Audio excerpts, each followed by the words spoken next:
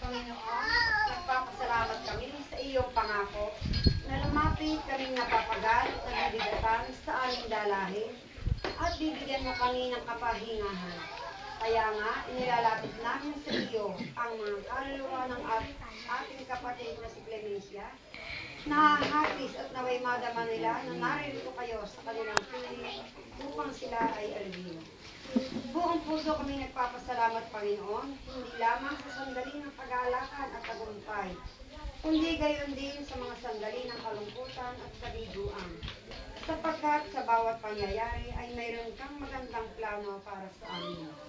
Bagamat ang kamatayan ay hindi mo nilikha, sapagkat ito'y bunga ng kasalanan, ito ay naging pagpapala. Sapagkat sa magitan ng kamatayan, kami ay nagkaroon ng pagkakataon makarating sa iyong piling sa langit na bayan.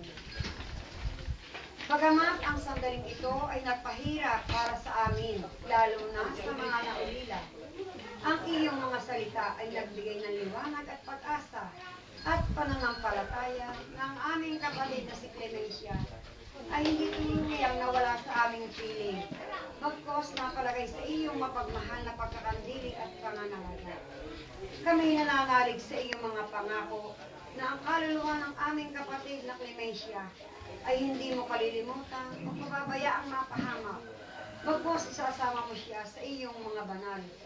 Naway ang sakramento ng pagkisal at pag-isa sa banal na misa at pagtanggap ng banal na komunyon ay matanggap ang iyong pangako, ang buhay na walang hanggan, kung saan wala ng hirap, luha at kalungkutan.